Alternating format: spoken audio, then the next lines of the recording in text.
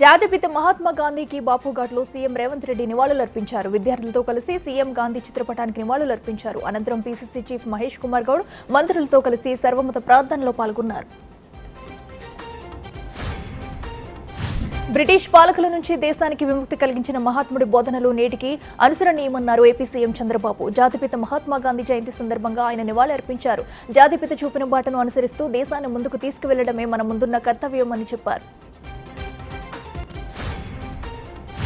జాతిపిత మహాత్మా గాంధీ జయంతి సందర్భంగా ప్రధానమంత్రి నరేంద్ర మోదీ పాఠశాల విద్యార్థులతో కలిసి స్వచ్ఛ భారత్ కార్యక్రమంలో పాల్గొన్నారు. ఈ కార్యక్రమంలో ప్రజలు సైతం పాల్గొనాలని పిలుపునిచ్చారు. తన యువ స్నేహితులతో కలిసి స్వచ్ఛత అభియాన్లో భాగ్యమయ్యారని, మీరు కూడా ఈ కార్యక్రమంలో భాగస్వాములు కావాలని కోరుకుంటున్నానంటూ మోడీ ట్వీట్ చేశారు.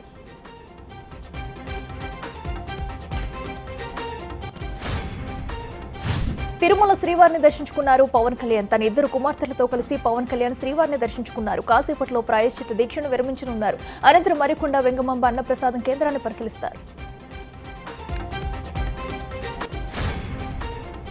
317 జీవో వల్ల స్థానికత కోల్పోయి తమ కుటుంబాలకు దూరంగా ఉంటున్నామని ఉపాధ్యాయులు వాపోయారు. తమకు న్యాయం చేయాలంటూ ఉపాధ్యాయులంతా గాంధీ భవన్ వద్ద నిరసన తెలిపారు. ప్రభుత్వం గతంలో తమకు హామీ ఇచ్చిందని, ఆ హామీ ప్రకారమే తమకు న్యాయం చేయాలంటూ బాధితులు డిమాండ్ చేశారు.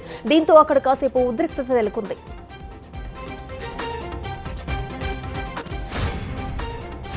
ఇంద్రకీలాద్రిపై దసరా ఉత్సవాల ఏర్పాట్లను పరిశీలించారు హోంమంత్రి వంగలపూడి అనిత. మహిళలకు, వృద్ధులకు ఇబ్బంది కలగకుండా ఏర్పాట్లు చేశామన్నారు. టైం ప్రకారం ప్రోటోకాల్ దర్శనాలు జరుగుతాయని తెలిపారు. అన్ని శాఖల సమన్వయంతో దసరా జరుగుతుందన్నారు.